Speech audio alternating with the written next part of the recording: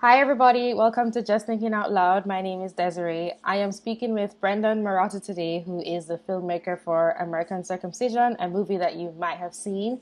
And I'm going to allow him to introduce himself so we can get the conversation going right now. Hi, everyone. My name is Brendon Marotta. I am the director of American Circumcision, a feature length documentary on the modern circumcision debate in America and the growing movement that believes that all human beings should be able to make their own choices about their bodies. Okay. So my first question to you would be, and I'm sure for anyone listening, is how did you get involved in this issue and what steps led you to the point that you are at right now? So I think, like most people, circumcision wasn't something I thought about a lot. It was not something I even expected to make a documentary about. But I went through a period where I was learning a lot about early life psychology and about how things that happen to us in childhood affect us later on. And as I was doing that research, I would run across information on circumcision. And, it always bothered me a little bit. But one of the things that I found was that the procedure was often done without anesthesia. And so here I am, I'm reading about things about how, if you don't hold a child or you shame them when they're young, that creates patterns later on in life. What impact must holding down a child and cutting off part of his body have? And then, I just sort of thought, well, that's really uncomfortable. That's really unsettling, but there's nothing I can do about that now. So I kind of pushed it out of sight, out of mind. And then as I was researching, I also started finding something called foreskin restoration, where men take the remaining skin that they have and they stretch it over time to get a covering of that again. And I thought, wait a minute, I've been told my whole life there's nothing you can do about this, but clearly there's something that lots of men are doing about it. What else have I not been told? And so that led to all of the research that eventually became the film. Just because I realized I had what one of my interview subjects calls the obsessive epiphany, which is the moment when you realize there's more to an issue than your culture has presented. And I suspect that your audience has gone through an obsessive epiphany around many other issues. And so I went through that with this issue of circumcision. I read everything I could on it, every book, every article, every podcast, every YouTube show, and thought, why is it that the world doesn't know this information? And so that information then became the film later. Okay. So could you kind of describe what information, maybe not in detail because you want people to go watch the film if they haven't seen it, what kind of information is novel that a lot of people don't know that you think they might find out if they watch the film, but So not too part of much the detail? Yeah, part of the challenge of circumcision isn't that people don't know anything. It's that people know a lot of misinformation. So if you ask a person about circumcision, they'll tell you it's, at least in America, they'll tell you it's cleaner, it's healthier, it's just a tiny bit that's removed or nothing at all, nothing of importance. The child doesn't feel it, he doesn't remember it, there's no lasting impact, it doesn't change sexuality at all. And yet, when you look at the research, virtually the opposite of every one of those points is true. So it's often done without anesthesia. It's a long, involved 15-minute process that's extremely painful for the child. It removes the most sensitive tissue on a man's body. And there's a whole host of ethical issues brought up with the fact that you are removing part of someone else's body without their consent. So when I started researching the issue, what I found is, in the media, it's presented as this one-time decision that parents make that you never have to think about again. And in reality, it's more like throwing a stone in a pond. It's something that ripples out throughout a man's life. It affects his relationships, his sexuality, his self-image, his view of his own body. It affects all of these cultural institutions. It affects law and religion and government and medicine. And this is the most common surgery in America. So how could it not affect the majority of the population when it's done on the majority of men? So what I found in my research is that this is framed as a fringe issue or something that is small or minute or doesn't really affect people because in fact it affects most people. Yeah, I watched the film, and a couple things stood out to me. You started this conversation with doing research on how early childhood experiences influence later adulthood, and then you're also describing how it's more like uh, a ripple in a pond. And some key moments in the film for me were, I can't remember the names of the individuals speaking, but one person was saying that it was the baby's first shared sexual experience, and that it was where sex and violence came together for the very first time. And I thought that was, wow, that's kind of intense to think about. And then it also speaking about how circumcision changes how sex occurs between a man and a woman, and how it creates more separation, I guess would be the way to describe it. And something about the strokes being different, which I can't remember all the details, but it changes this vital, very intimate experience that you could have with another human being. And that's something that's going to last forever in your lifetime. So I definitely think that people trying to minimize the impact that it can have on an individual's life is not good. So that's something that stood out. Those are things that stood out to me when I watched the film. Yeah, the psychological impact and the sexual impact I find are the two aspects that people are most curious about. So when a child is born, their first developmental task, if you will, is to bond with the mother. Children are born, human children are born earlier than other animals might be, or earlier than you think that they would, because if we were to wait till later, the head of the child could literally not fit out of the woman. So children are tied to their mother for the first few parts of their life. And during that time, they are learning about the world. They're developing sort of fundamental attitudes and things that can change their behavior later. And this has been scientifically studied. So one of the studies that we reference in the film is a study in which children were vaccinated later, and they found that one group of children responded dramatically to the pain of vaccination. So when they put the needle in for the vaccination, one group had this big dramatic overreaction. And they were trying to figure out what group it was. Was it children who'd been breastfed, or children who didn't, or children who were held more? And what they found was that it was children who'd been circumcised who had this dramatic reaction. And the researchers attributed that to post-traumatic stress disorder, because these children had a traumatic experience during circumcision in which they were given a lot of pain, and then they felt pain later, and it triggered the memory of that earlier pain. So a change in behavior is a form of memory. And that is a study that even the most pro-circumcision researchers that I've interviewed will acknowledge is true and good. And in fact, it's influenced the policy of groups like the AAP, because they now recommend, they say you're supposed to use anesthesia. Now, the anesthesia they use is not effective, and that's a whole other story. Okay. And they ignore other things, like, you mentioned the idea that this is a shared sexual experience. When they circumcise a child, one of the first things they do is they rub iodine on the child's genitals. So they rub something that's basically to make sure it doesn't, what you would do before any surgical procedure. And you're rubbing that skin on the body, and it has the natural reaction you'd expect. And so if we were to touch the genitals of another gender, that if we were to touch women's genitals that way, I think people would have a real problem with it. But because it's boys, we don't even think about that. And I think part of the challenge with circumcision is that people have a mental image in their mind that is very different from the reality. If you say, well, it's cutting off this part of the body, people, like, when you hear that word cutting, what do you think? You think, like, you take a pair of scissors and do that, you just snip it off. In reality, it's an involved surgical procedure. The foreskin is fused to the head of the glands, and they have to break it away, and it takes around 15 minutes, and they apply this clamp that applies thousands of tons of pressure. And when you look at it from that perspective, it's like, why are we doing this to a child? This does not make sense. And then on top of that, there's the sexual impact of the fact that the foreskin is extremely sensitive, is the most nerve-laden part of a man's body, the most nerve endings of anywhere on the male body. And the foreskin is designed to glide in and out of itself. So during sex, during intercourse, the foreskin is rolling over the head of the penis. And every time it does that, it's, those nerves are being stimulated.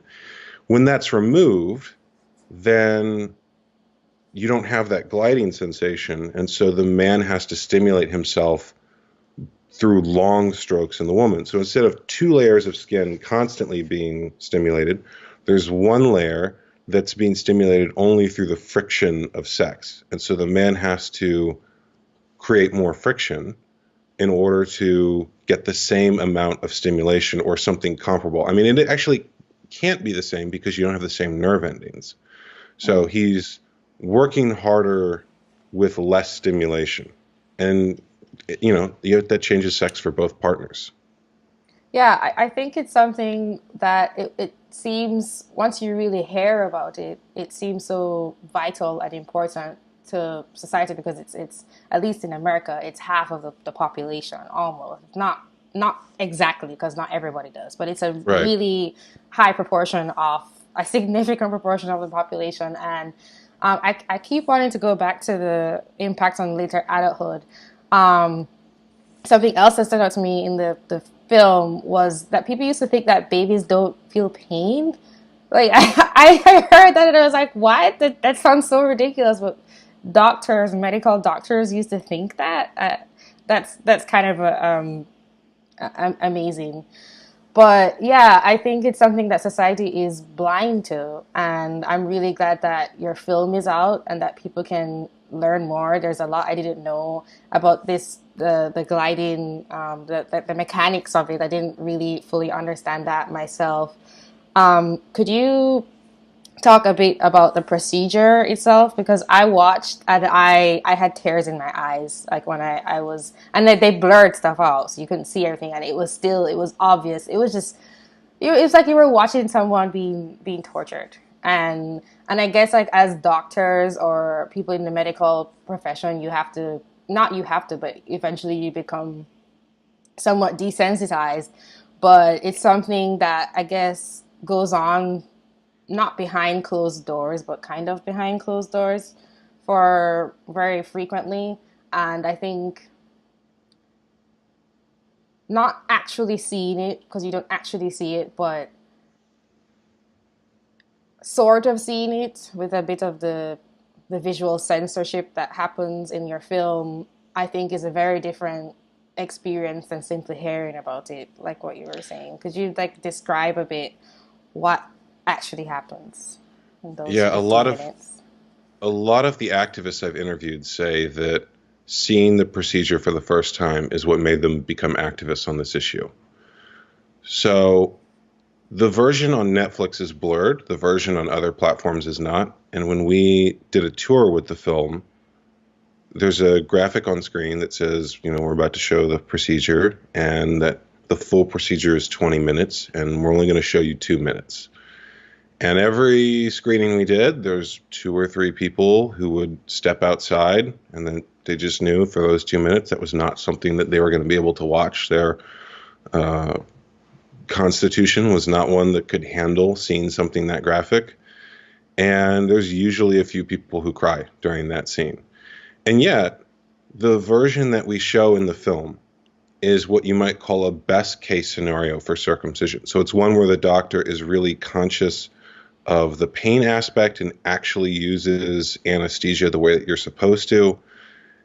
And many activists who've been involved on the issue for a while say that was a lot less graphic than I thought it would be. You can actually go on YouTube and see versions of the procedure that are much more graphic than that. And yet the people I know who've never seen one before, when they see it, they go, that was really intense. Like that was almost more than I could handle. And so the procedure itself, the foreskin is fused to the head of the glands, kind of like how your fingernail is fused to your finger. So the first thing they have to do is use a blunt probe and break that away.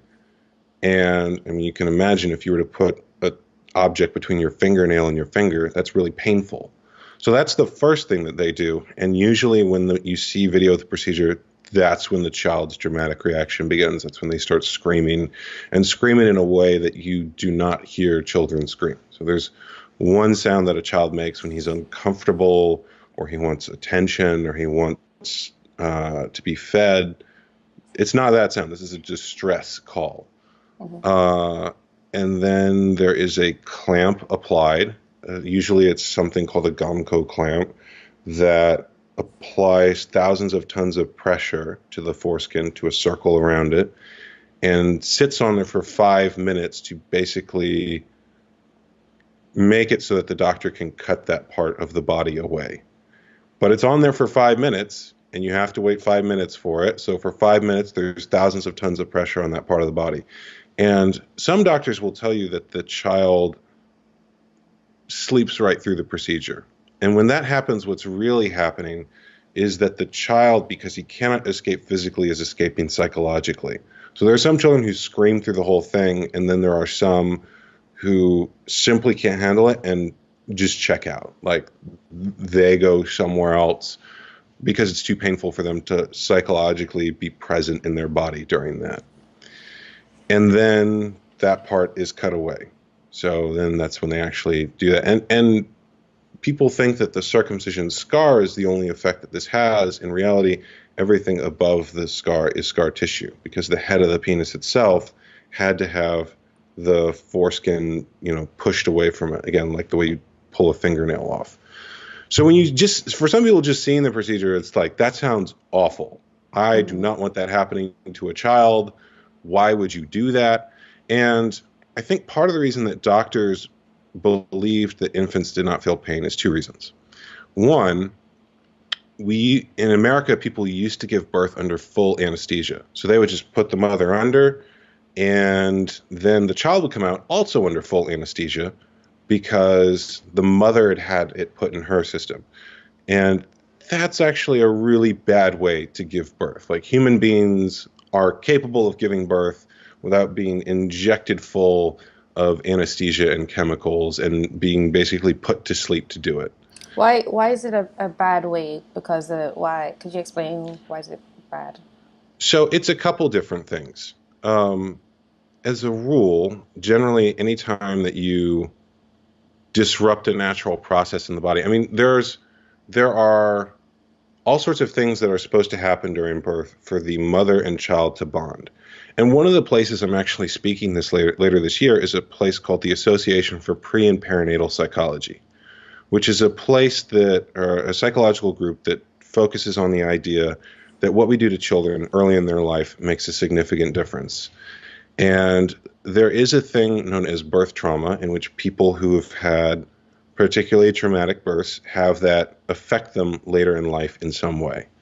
So natural birth involves the mother, having contractions and putting that child out into the world. And I think that there's actually something that disempowers women when you tell them that their body somehow doesn't work the way that it is, and you need medical intervention to fix what is the natural thing that women are capable of. And there's some, when that child comes out, they're meant to bond with the mother. They're meant to establish that mother-infant bond and connection and trust. And when they both come out completely asleep, and then the child is separated from the mother, and the mother doesn't see the child for the first time until days later when they both wake up, that bond doesn't happen. So I actually think it disrupts some sort of connection with the mother and the child to basically put them both to sleep for that. And I feel like the underlying message of that is that women's bodies aren't capable of the one thing that only women's bodies are capable of, which is birth. So there's a sort of underlying distrust in there that I think is a really negative message, and very convenient, because if you don't trust women's bodies to give birth, well, you can sell women a lot of things. And, the average birth in America, I think, is around $30,000 to do in a hospital.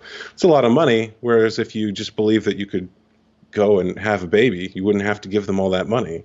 So it's a very convenient narrative for the doctors and hospitals. Yeah, I was just wondering if the reason you thought it was bad was more psychological versus physical. But I agree with you. I understand what you're saying. There's a physical impact as well, but I have not gone through the science enough on that to be able to give you the exact impact of it. Okay. And then for the aspect of, doctors believing infants didn't feel pain, I think there's also something there where, as a group, doctors are not very good at reading non-physical cues and being emotionally present with people.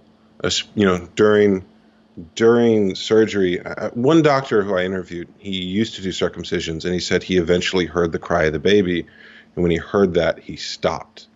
He didn't do them anymore. but he emotionally checked out every time he did the procedure. You know, he's in medical school, he's under a lot of stress. Someone tells him to do this. You have that strong authority frame that has been studied many times in things like the Milgram experiment, where Hmm. they would give people an order to do something that would harm someone else, and because a person in a lab coat with authority told them to do that, they did it. And doctors as a group are very risk averse people. They're people who spent 4 years in school and then decided to spend another 4 years in school and have gone down a very traditional path that gets a lot of social approval and requires following a system for a very extended period of time. When you think about who you might pick as a rabble rouser or someone willing to overturn existing systems, the kind of person who decides to spend 8 years in school is probably not that person. So, as a group, doctors are very unwilling to look at this issue. There are a few who are really speaking out on it. There's groups like Doctors Opposing Circumcision. There's a number of celebrity doctors who've come out against it. But the establishment is very risk averse. And I think they're very risk averse in part because of the legal liability involved. So if you admit that the procedure you did was wrong, then you open yourself up to lawsuit, right? Everyone who has received that procedure has the potentiality to file a lawsuit against you. So think about the legal liability of saying that this procedure you've performed on the majority of American men Hmm. was wrong and actually harmful. It would bankrupt them. And I think they're very afraid of that. And so they don't, if you look at the statement from a group like the American Academy of Pediatrics, they will say, well, there's some risks and benefits, but we leave it up to the parents to decide, which is a very convenient statement if you don't want legal liability. Yeah, actually, that talking about parents, that was the next thing I was about to ask you was what it's like not for the children, but also for the parents, because that was also something you touched on in the film. Yeah, there's an entire community of what are known as regret parents. Parents who did this procedure to their child, consented to it, and then realized it was wrong, realized that they might have actually harmed their child. And I think a lot of them feel lied to because the doctor said it won't hurt them, it's fine, it's normal, everyone does it, or the doctor did not give them any information at all. So, most medical procedures, you're supposed to receive what's known as informed consent, meaning what would any reasonable person want to know about a procedure? So, if you're going in to get shoulder surgery, the doctor will tell you, well, this is what we think it will do. These are the risks. Here's what could go wrong. Here's what we hope, how we hope it'll work. And basically anything you'd want to know to make an informed decision on whether or not you want that procedure. On circumcision, doctors will say, do you want your child circumcised? And that's it. There's none of the information you'd see presented in a film like mine. They aren't told that there is significant sexual sensation being removed. They aren't told even that there's a risk of the child bleeding out and dying or having major complications. It's just, would you like your child circumcised? Like, would you like vanilla or chocolate? It's like this very like presented as this mundane decision, but it's a surgical procedure. Right. And The most so I common think, one, which I also didn't yeah, know until and recently. I think a lot of parents feel really lied to about that. And on top of that, it's, in the hospital system, I've heard cases of people being asked like 6 times, do you want this procedure done? And every time they're saying no and stop asking. Like, why do you keep asking? Well, because they're trying to make a sale. It's a high pressure sales tactic being used on someone in one of the most vulnerable times of their life when they're having a child. I've heard of some people being asked the question when they're still in that like hypnotic days of like, oh my God, I'm a mother now. I'm a father now. Like, what does that mean? How is my life different? And some guy in a lab coat walks in and says, do you want your child circumcised? And it's like, I don't know. Like, what do you think? Well, there's some benefits and there's some risks, but it's up to you. Yeah, could you give a summary of the arguments from people who are, like, there are doctors who are for circumcision or people who have been circumcised, both men and women, actually, that came up in film. Could you give like a brief summary of their arguments and what I mean, I have an answer to why I would say, well, it's still wrong, but could you go into that a bit? So in America, the circumcision debate is framed by pro circumcision groups as an analysis of risks and benefits, and the idea that circumcision confers certain benefits and somehow prevents certain diseases.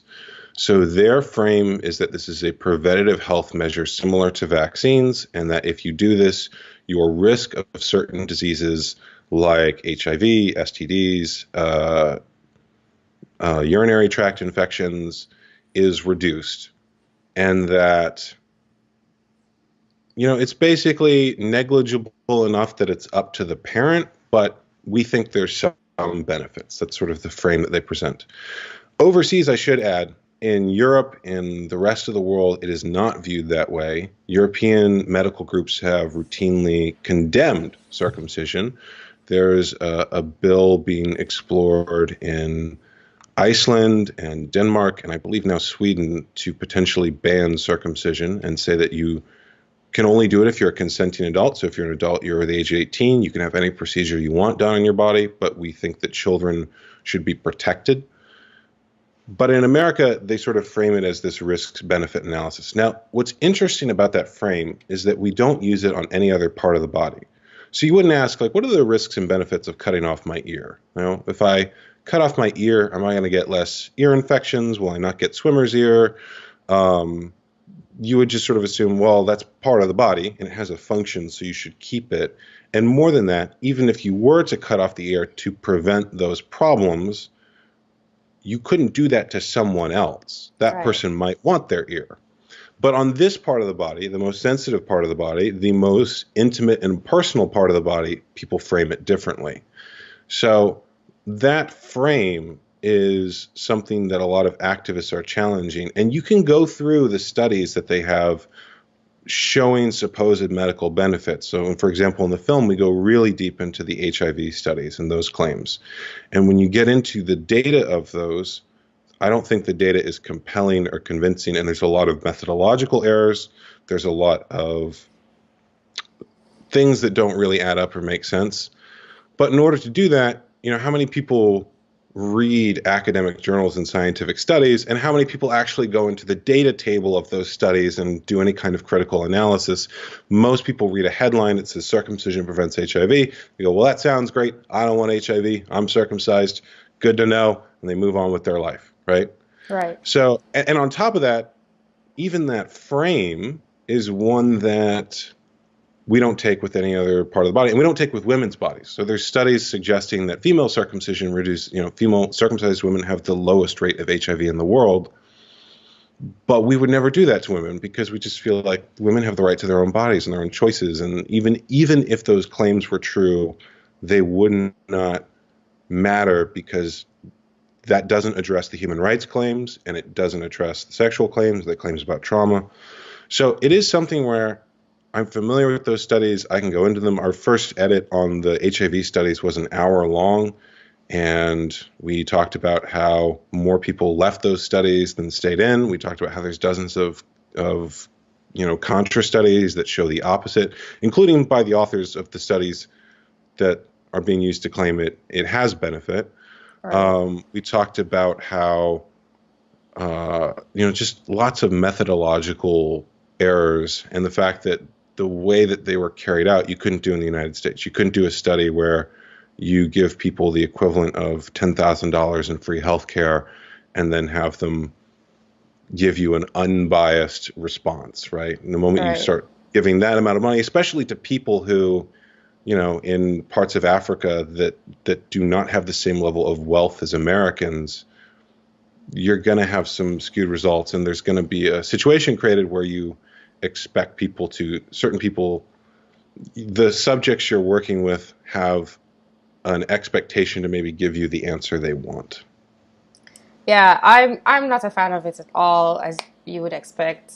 And I think people are getting lost in the semantics, the risks versus benefits and how it might help when the issue is the human rights issue. It's not your body, and it's a child or it's a baby, and they can't make these decisions, and it's something that's going to impact them for the rest of their life. And it's such an intimate experience and like part of the body, and you touched on it a little bit, but there's also it's boys, so it's the male side of the species, and you would not be making the same arguments. I mean, people are outraged.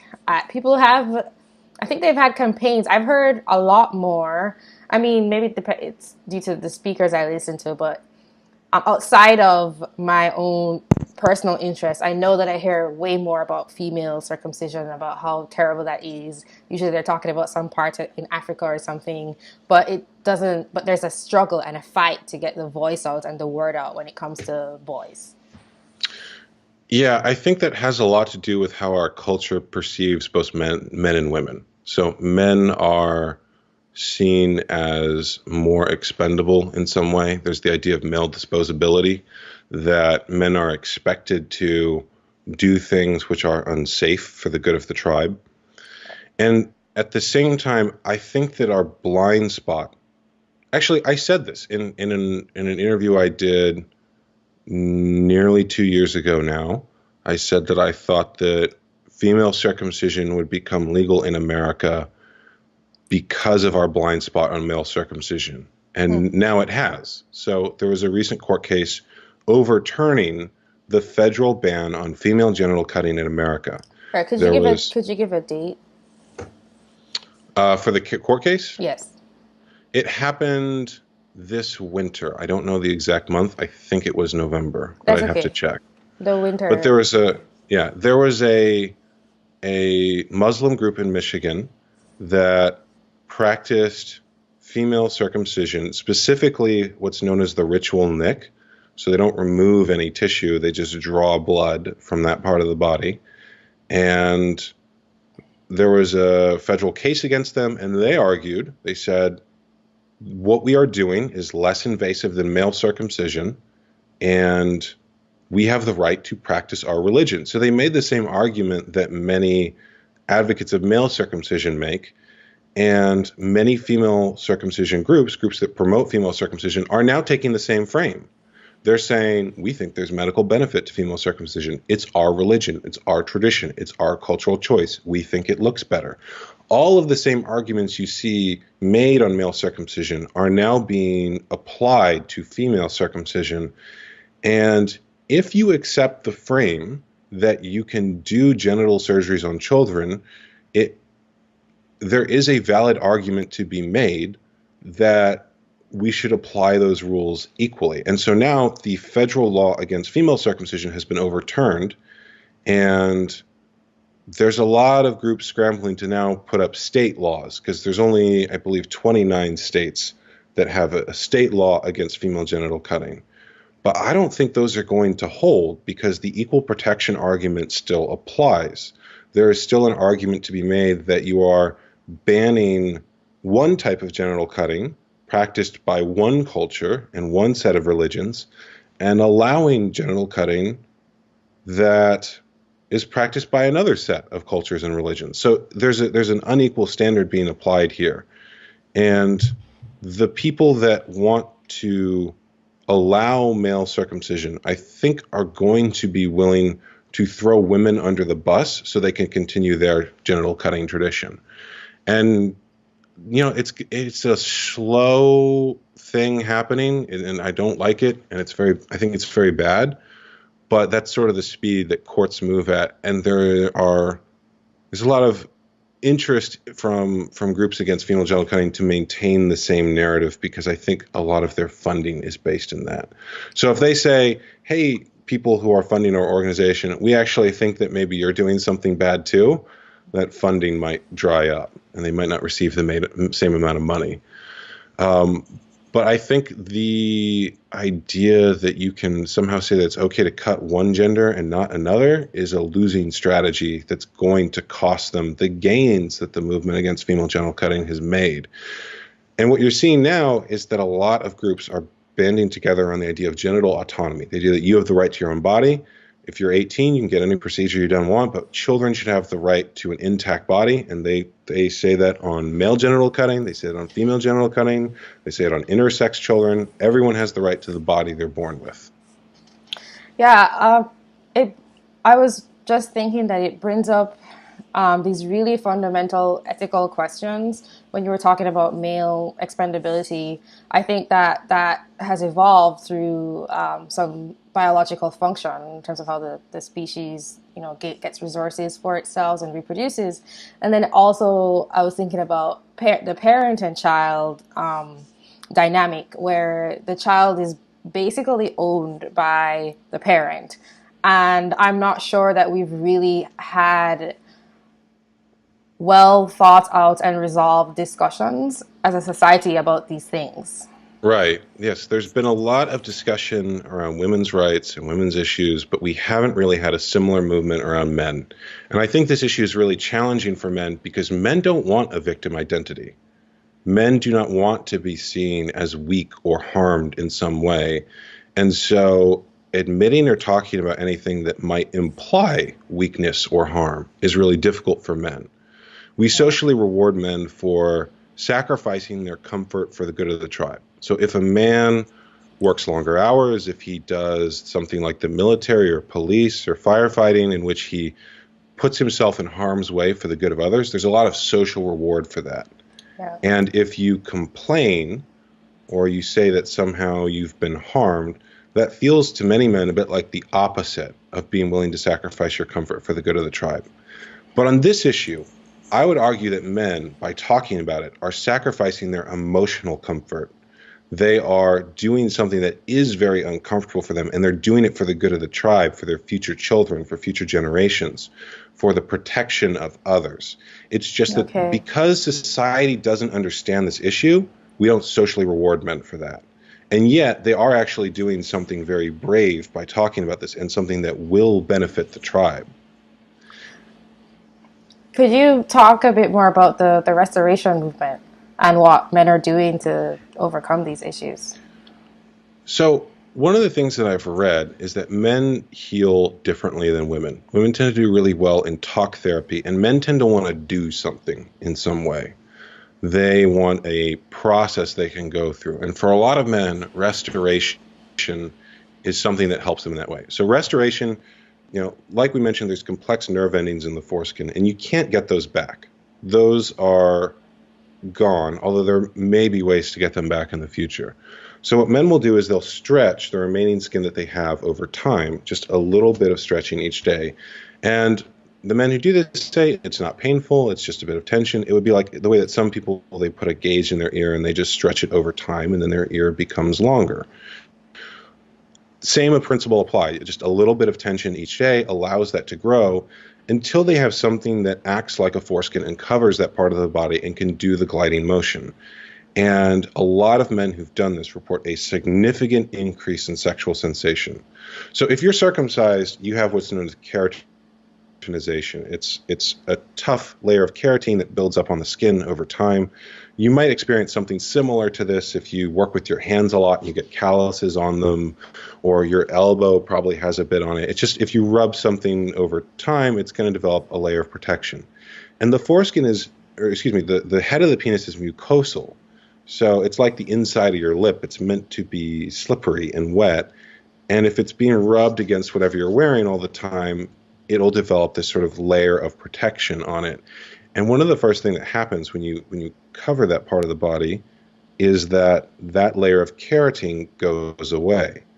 And so you can actually try this yourself. You could try, for example, if you're a man, wearing a condom for 2 weeks straight or 3 weeks straight, and you'll lose that layer of keratin because that part of the body is no longer being rubbed and abraded.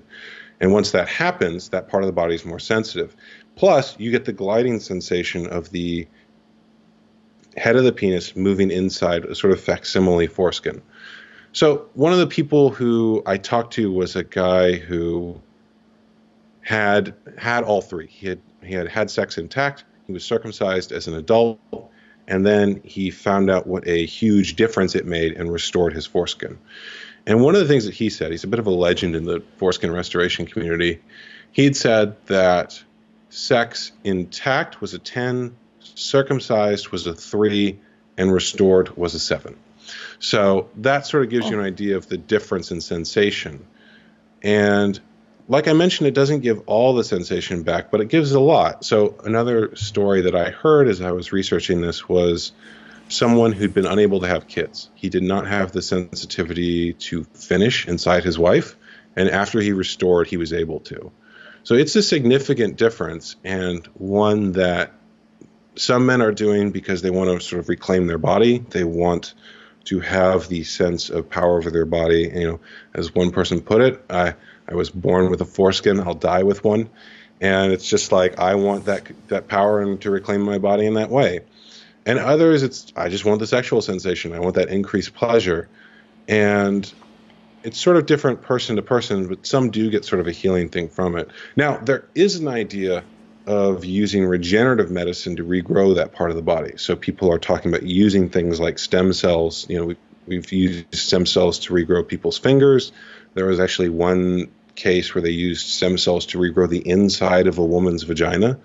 So theoretically, it should be possible to do the same here. It's just that there hasn't been the demand for it or someone with the funding to accomplish it. And I think that when men raise their consciousness on this issue, when they begin collectively asking for this, there will be people who can heal it. But it requires us to first actually look at the issue and have the courage to be present with what's there now before Right. we can find the future solutions. Right. I want to say thank you for making your film and bringing this information out there, and not just to you, but to all the people who are, because I think there are a lot of I don't I want to say either conscious or sensitive people or souls out there who care or would care if they knew what was going on, and they first have to understand what's happening, because I myself had an idea of what this issue was about, but I learned more information, when I watched your film than I knew before. Something I wanted to point out was I wrote a note down after watching the film that the size of the foreskin is about 12 square inches. Is that correct? Is that Yeah. that's very big. That's more It's than most two people would layers of think. skin. So there's a front and back layer, and then you think about, maybe that size. Yeah, I just want Um, people to keep that in mind. It's a lot more than you initially think, I think, at least for me. yes.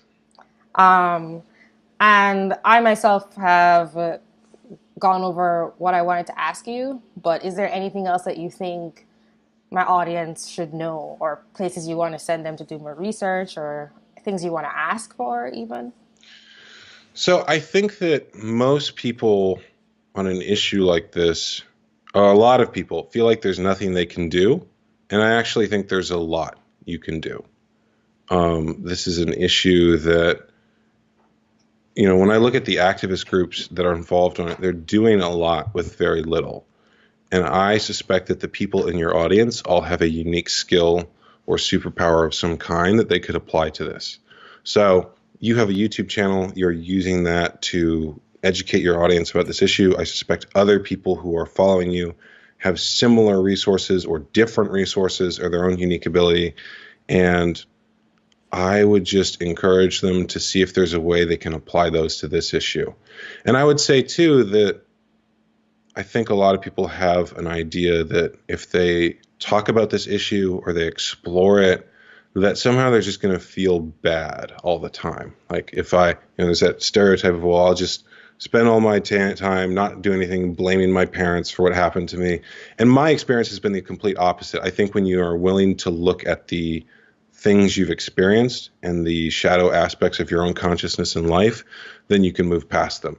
So I would also add to that if you're willing to look at this issue, there might be a brief period of grief or processing it, but when you are able to do that, you'll feel better and you'll be able to move past it. So that would just be my encouragement for anyone willing to look at this issue, that it could actually be something that makes your life better and gives you an opportunity to make a difference in the world. And I'd love it, obviously, if the people in your audience, followed me or saw the film or got a copy or something like that. But I think more important than that is just the idea that you could make a difference on this, and that could be a fun, good process. Yeah, I completely agree. I was actually just at the Liberty Forum. Actually, New Hampshire is my first time putting myself out into the world and not just on a screen. And I ran into a couple of people who were sort of inspired Hmm. by what I do, which was very overwhelming for me.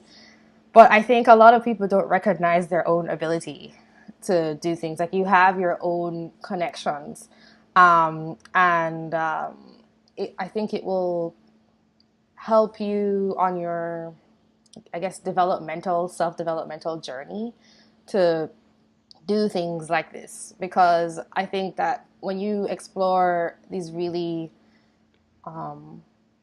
mentally, usually, or emotionally painful issues, you're able to heal not just yourself but the people around you, like one little step at a time, and that's how it works. So I completely agree with you, and I would definitely recommend that you, as in the listeners or viewers, watch the film and maybe get involved in a way that you feel comfortable with, because you might not want to, put your face out there or like get into some kind of controversy.